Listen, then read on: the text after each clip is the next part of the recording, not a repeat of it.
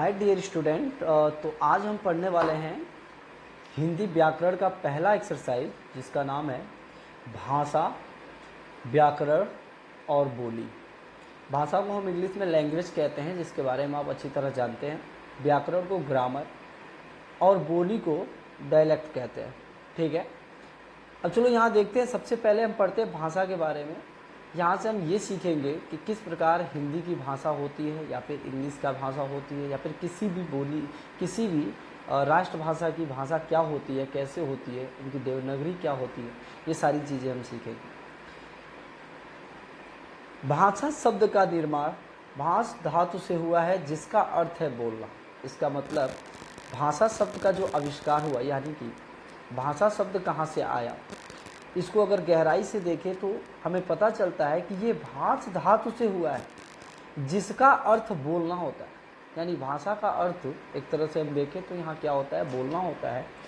किसी बात को शब्दों और वाक्यों द्वारा बोला, लिखा या सुना जा सकता है। इस प्रकार भाषा अभिव्यक्ति का साधन है। यानी कि भाषा से हमें क्या लाभ होता है कि किसी भी बात को अगर हम वाक्यों के द्वारा बोल सके, लिख सके या सुन सके, तो वो सभी क्या होते हैं, भाषा के प्रकार होते हैं। जैसे कुछ एग्जाम्पल इस तरह हैं कि अगर हम आपसे बात कर रहे हैं तो ये भाषा के जरिए ही बात कर रहे हैं। अगर हमारी भाषा आपको समझ में आ रही है तो इसका मतलब आपने व्याकरण सही से पढ़ा है। ठीक है ना।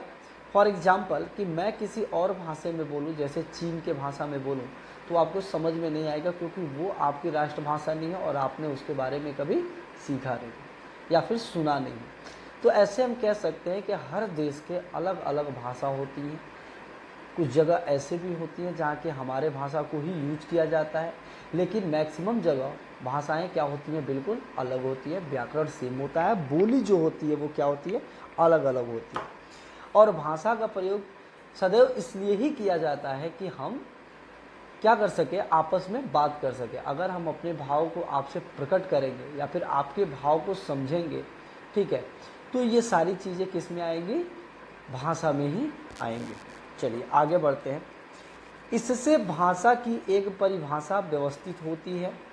भाषा अभिव्यक्ति का वह साधन है जिसके द्वारा भाव तथा विचारों को बोलकर या लिखकर दूसरों तक पहुंचाया जा सकता है। यानी कि भाषा वह साधन है जिसके सहायता से हम अपने भावों को दूसरों तक लिखकर या बोलकर हम प्रकट कर सकते हैं। फॉर एग्जाम्पल अगर हम एक उदाहरण लें तो जैसे हम व्हाट्सएप पे चैटिंग करते हैं तो उससे अपने भाव को ही प्रकट करते हैं। जैसे एग्जाम्पल के तौर पे हमें क्रिकेट खेलने जाना है और साथ ही साथ फ्रेंडों को बुलाना है, तो हम क्या करते हैं, व्हाट्सएप पे चैटिंग करते हैं, लिख के भेजते हैं कि चलो क्रिकेट खेलने चलते हैं। इट मीन्स कि हमने क्या किया, अपने भाव को व्यक्त किया और उसने उसी भाव को पढ़कर आसानी से समझ लिया कि हम क्या कहना चाहते हैं, और वो भी क्रिकेट खेलने के लिए निकल गया। अब ऐसे भाव को प्रकट करने के कितने तरीके होते हैं स्टूडेंट्स। या तो हम लिखकर चैट के द्वारा कर सकते हैं, लिखकर चैटिंग हमारी किस में आती है, लिखित भाषा में आती है। या तो हम उसको डायरेक्ट कॉल कर सकते हैं, ठीक है, कि हम कॉल करके उसको बोल सकते हैं कि भाई चलो हम क्रिकेट खेलने चलते हैं। ठीक है, तो इस तरह की सारी एक्टिविटी ये किस में आती है, भाषा में आती है। भाषा के मुख्यतः दो ही प्रकार होते हैं, एक होती है मौखिक और दूसरी होती है लिखित। अगर हम लिख के अपनी भाषा को, अपनी भाव को प्रकट करते हैं तो वो लिखित भाषा होती है, और अगर बोलकर या सुनकर भाव को समझते या समझाते हैं तो वो हमारी लिखित भाषा में, मौखिक भाषा में आती है। कह रहा है भाषा में वाक यानी वाणी और अर्थ दोनों अभिन्न होते हैं। कह रहा है भाषा में वाक, वाणी और अर्थ दोनों भी अभिन्न होते हैं। हमारे द्वारा बोली गई भाषा अर्थयुक्त या सार्थक होती है। सार्थक का अर्थ मतलब सही ढंग से। कहने का मतलब ये है कि हमारे द्वारा बोली गई भाषा, भाई बोलने में, और देखिए बोली जो होती है ना, वाणी, वो और भाषा दोनों अलग अलग चीज़ें हैं। वाणी एक साल का बच्चा भी बोलता है। आपने अक्सर देखा होगा कि 1 साल के जो बच्चे होते हैं, छोटे बच्चे होते हैं, वो यूं ही कुछ ना कुछ बोलते रहते हैं, लेकिन हमें समझ में नहीं आता है कि वो बच्चे एक्चुअली में बोलते क्या हैं। हाँ, गेस करके या उनके संकेत को देख के, उनके इशारों को देख के भले ही समझ लें, लेकिन हम एग्जैक्ट क्लियरिटी से नहीं समझ पाते कि एक्चुअल में वो बच्चा कहना क्या चाहता है। और वहीं अगर हम बड़े अगर आपस में बात कर रहे हैं, जैसे मैं अभी आपको समझा रहा हूँ, ये आपको समझ में आ रहा है, इसका मतलब कि मैं जो भी बोल रहा हूँ वो सही ढंग से बोल रहा हूँ, ठीक है। जो भी मैं बात कर रहा हूँ या फिर जो भी आप बात करते हो वो हम सही तरीके से करते हैं, और छोटा बच्चा उसको सही तरीके से नहीं कर रहा है क्योंकि वो अभी सीख रहा है, ठीक है।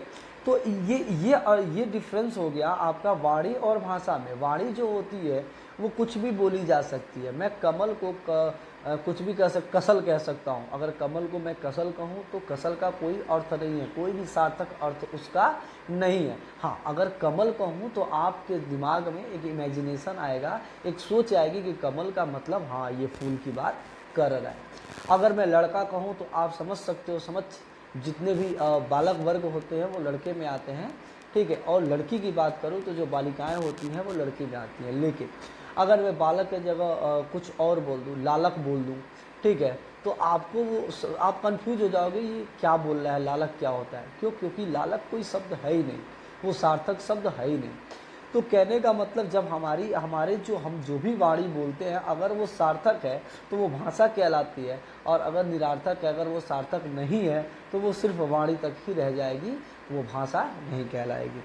किसी भी भाषा, हमारे यहाँ की भाषा या किसी दूसरे देश की भाषा, सबके लिए ये बिल्कुल सेम है। ये बिल्कुल ऐसा ही है कि हाँ भाई हमारे भाषाएं जो भी बोलते हैं, हम चीन में बोलें, हम इंग्लिश में बोलें, हम पंजाबी बोलें, हम कोई भी भाषा बोलें, लेकिन हमारे भाषा या जो हमारी वाणी होनी चाहिए वो क्या होनी चाहिए, बिल्कुल सार्थक होनी चाहिए।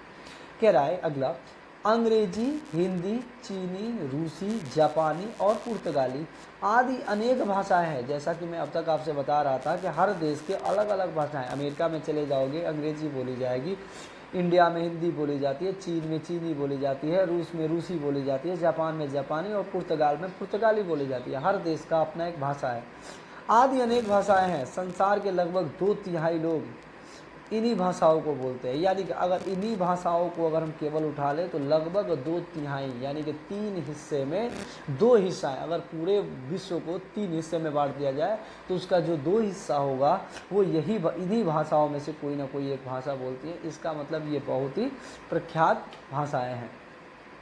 संसार के लगभग 2/3 लोग इन्हीं भाषाओं को बोलते हैं। हिंदी भाषा बोलने वाले संसार में तीसरा स्थान है। यानी कि हिंदी भाषा अगर सबसे ज़्यादा प्रयोग की जाती है, इस मामले में हमारा जो हिंदी भाषा है वो क्या है, तीसरे नंबर पे। यानी कि अगर रिकॉर्ड निकालने जाए कि सबसे ज़्यादा कौन सी भाषा बोली जाती है तो हिंदी भाषा तीसरे नंबर पे आएगी। इसका मतलब सिर्फ हम ही नहीं है जो हिंदी बोलते हैं, हमारे अलावा कई देश और भी हैं जो हिंदी भाषा का प्रयोग करते हैं। कह रहा हमारे महान देश भारत में बोली जाने वाली मुख्य भाषाएं हैं हिंदी, उर्दू, गुजराती, तेलुगु, मराठी, उड़िया, तमिल, बंगला, कश्मीरी, असमी, डोगरी, पंजाबी, कन्नड़, मलयालम, संस्कृत और सिंधी। भारतीय संविधान मतलब भारतीय रूल के हिसाब से, भाई भारत का एक संविधान है जिसमें ये रूल बनाया गया है कि किस चीज़ों को व्यवस्थित कैसे रखें, ठीक है ना। हमारी भाषा क्या होगी, हमारी बोली क्या होगी, ये सब भारतीय संविधान के द्वारा ही बनाई जाती है। कि अनुच्छेद 343 ये बहुत ही इम्पोर्टेंट होने वाला है, इसको हम अच्छी तरीके से देखिए। एक तो ये भाषाएं, ठीक है, ये भाषाएं हमें याद होनी चाहिए। टोटल कितने हैं देख लो, 1 2 3 4 5 6 7 8 9 10 11 12 13 14 15 एंड 16 है। लेकिन पहले ये 22 थी लेकिन अभी ये 16 है, ठीक है। तो इसको हम ध्यान से देख लेते हैं। ओके, अभी देखो, अभी हम यहाँ पे ये इम्पोर्टेंट है, भारतीय संविधान के अनुच्छेद 343 के अनुसार हिंदी हमारी राष्ट्र भाषा है। यानी संविधान कहता है, भारतीय संविधान कहता है कि भारतीय संविधान के अनुच्छेद 343 के द्वारा ये कहा गया है कि जो हमारा हिंदी है वो हमारी राष्ट्रभाषा मतलब पूरे हमारे देश की भाषा है ये हिंदी।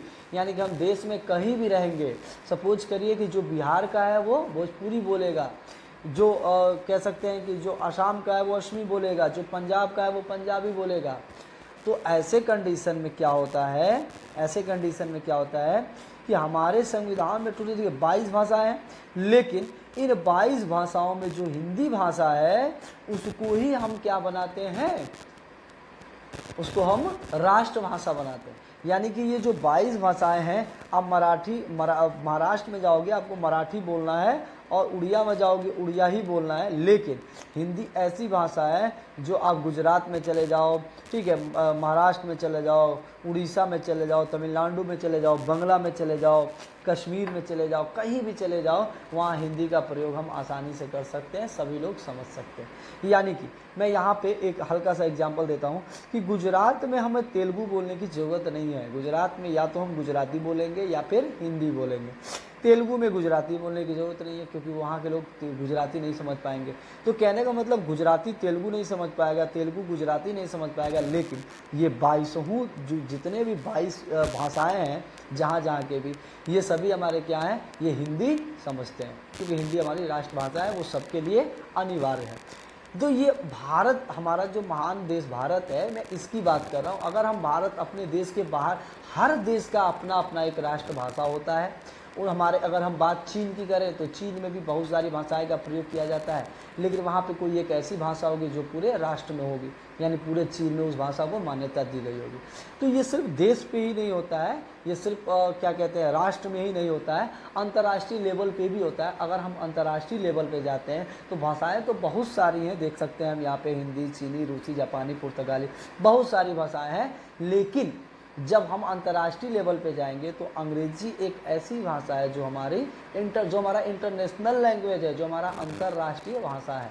ये हमारा जो है वो राष्ट्रभाषा है, और ये जो हमारा है वो अंतर्राष्ट्रीय भाषा है। यानी कि अगर पूरे विश्व में हमें घूमना है तो हमें अंग्रेजी आना चाहिए। पूरे भारत में घूमना है तो हमें उर्दू, गुजराती, तेलुगु, मराठी आया ना आए, हिंदी आना चाहिए। पूरे अगर हमें विश्व में घूमना है तो हमें चीनी, रूसी, जापानी, पुर्तगाली आए ना आए, लेकिन अंग्रेजी भाषा आना चाहिए।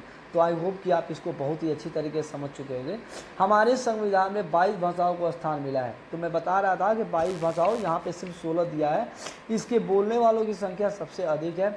यह सब प्रकार से समृद्ध भाषा है। यहाँ पर हम इसी का उल्लेख करेंगे। अब देखिए, भाषा के रूप कितने होते हैं, काइंड्स ऑफ लैंग्वेज, भाषा के कितने रूप होते हैं। तो भाषा के देखिए मुख्यतः 3 रूप होते हैं। एक होता है सांकेतिक रूप, दूसरा होता है कथित या मौखिक भाषा, और दूसरा होता है लिखित भाषा। लेकिन भारतीय संविधान के अनुसार हम सांकेतिक भाषा को नहीं जोड़ते हैं। यहाँ पे जैसे हमें अपनी, जैसे भाषा का मतलब क्या हुआ कि हम अपने भाव को दूसरों से व्यक्त कर रहे हैं, दूसरों को समझा रहे हैं, ठीक है ना। हम अपने भाव को दूसरों से अगर व्यक्त कर रहे हैं तो वो हमारे लिए क्या कहलाता है, भाषा कहलाता है। लेकिन हम अगर हम अपने भाव को दूसरों से व्यक्त करते हैं तो हमारे लिए क्या कहलाता है, वो हमारा भाषा है। अब भाषा के 3 जरिए हैं। या तो हम संकेत, जैसे हम किसी को इशारा कर दें, उंगली को हम ऐसे कर दें, इधर आओ, ठीक है ना। हमने क्या किया, हमने उंगली से ऐसे किया, तो हमने कुछ बोला नहीं, हमने कुछ लिखा नहीं, लेकिन ऐसे इशारा कर दिया तो वो समझ जाएगा कि हाँ अगला हमें बुला रहा है। तो एक सांकेतिक भाषा भी होती है, ठीक है ना। हमने आँख से ही इशारा कर दिया, बैठ जाओ। हमने गर्दन से हिला दिया कि नहीं हम नहीं खाएंगे। आपने पूछा खाना खाओगे, हमने गर्दन हिला दिया, नहीं नहीं खाएंगे। तो हमने अपने भाव को व्यक्त कर दिया ना। अब हम लिख के भी दे सकते हैं कि नहीं हम नहीं खाएंगे, हम बोल भी सकते हैं कि नहीं हम नहीं खाएंगे, और हम सामने संकेत भी कर दिया गर्दन हिला के नहीं हम नहीं खाएंगे, ठीक है। तो ये 3 तरीका है। लेकिन भारतीय संविधान ने सांकेतिक भाषा को अपने में अंदर में जगह नहीं दिया, क्योंकि सांकेतिक भाषा में व्याकरण नहीं आता है। भाई लिखने और बोलने के लिए हमें व्याकरण की नीड पड़ती है, लेकिन संकेत करने के लिए, किसी को इशारा करने के लिए हमें ग्रामर की व्याकरण की नीड नहीं पड़ती, इसलिए इसको हमने भाषा नहीं गिना। लेकिन ये जो मौखिक भाषा और लिखित भाषा है, ये पूरी तरह से व्याकरण पे ही आधारित है। बिना व्याकरण के हम इसे नहीं बोल सकते, इसलिए भारतीय संविधान ने दोनों भाषाओं को क्या दी, मान्यता दी। तो यहाँ हम बात करेंगे सांकेतिक भाषा की। सभ्यता के विकास के पूर्व जब भाषाओं का विकास नहीं हुआ था, उस समय मनुष्य संकेतों से ही अपने भाव को व्यक्त करता था। यानी बहुत साल पहले, प्राचीन काल की बात करें कि जब व्याकरण नहीं था, भाई जब ज्ञान बढ़ा तो व्याकरण आया तो लोगों ने अपनी सुविधा के अनुसार व्याकरण बनाया, ग्रामर बनाया, ताकि हम अपनी भाषाओं को, अपनी भाव को और अच्छी तरीके से व्यक्त कर लें। लेकिन उससे पहले जब तक ये नहीं था, ज्ञान नहीं विकसित था, तो उस कंडीशन में क्या हुआ था कि सांकेतिक भाषा का ही हम ज़्यादातर प्रयोग करते थे। कथित या मौखिक भाषा, कह रहा है कथित भाषा मुख्य रूप से तो बात करते हैं कथित और मौखिक भाषा की। कथित मौखिक भाषा मुख से बोली जाती है, जैसा कि मैंने आपको बताया, इसलिए इसे मौखिक भाषा भी कहते हैं। सांकेतिक भाषा के पश्चात मनुष्य ने मौखिक भाषा का ही प्रयोग करना सीखा था, यानी कि जब सांकेतिक भाषा था उसके बाद लोगों ने मौखिक भाषा ही यूज करना आया था, उसके बाद जाके लिखित भाषा का प्रयोग किया जाने लगा। भाषा का यह रूप सदा परिवर्तनशील होता है। पहाड़ी, गढ़वाली, कुमाऊनी आदि कुछ क्षेत्रीय भाषाएं, कुछ आदिभाषाएं भाषाएं एवं सभी लिखित भाषाएं मौखिक भाषा के अंतर्गत ही आती हैं। ठीक है ना, यानी कि जितने भी हम चीज़ों को लिखते हैं वो मौखिक भाषा के ही अंतर्गत आती है, क्योंकि जो हम सोचते हैं, जो बोलते हैं, उसी को हम फिर क्या करते हैं, लिखते भी। ओके स्टूडेंट, तो थर्ड हम देखते हैं लिखित भाषा, रिटन लैंग्वेज। जिस भाषा को लिखकर या पढ़कर समझा या समझाया जा सकता है उसे लिखित भाषा कहते हैं। हिंदी, अंग्रेजी, चीनी, जर्मन आदि लिखित भाषाएं हैं, यानी कि लिखकर हम, जैसे हम किताब पढ़ रहे हैं तो इस किताब में क्या यूज़ किया गया है, लिखित भाषा ही यूज़ किया गया है, क्योंकि इन्होंने लिखा है हम इनके भाव को समझ सकते हैं। ठीक है ना, तो ये सारी चीज़ें थी भाषा के, ये भाषा के बारे में थी। आई होप कि आप इसको अच्छे से समझ पाए होंगे। इसका नोट्स जो भी होगा मैं आपको सेंड कर दूंगा, और आपका वर्क क्या है कि जो भी मैंने पढ़ाया, ठीक है, और इससे मैं कुछ क्वेश्चन दूंगा, आपको उसको सॉल्व करना है और अपने नोट्स पे प्रॉपरली कंप्लीट करना है। आप इतना रिवीजन करिए। मिलते हैं अगले अपने क्लास में, और वहाँ हम सीखेंगे कि बोली किसको कहते हैं। यहाँ देख सकते हैं सांकेतिक भाषा को व्याकरण में स्थान नहीं मिला, मैंने अभी बताया भी था। तो आगे हम पढ़ेंगे बोली, लेकिन फ़िलहाल भाषा को हम पहले रिवाइज करते हैं। ओके।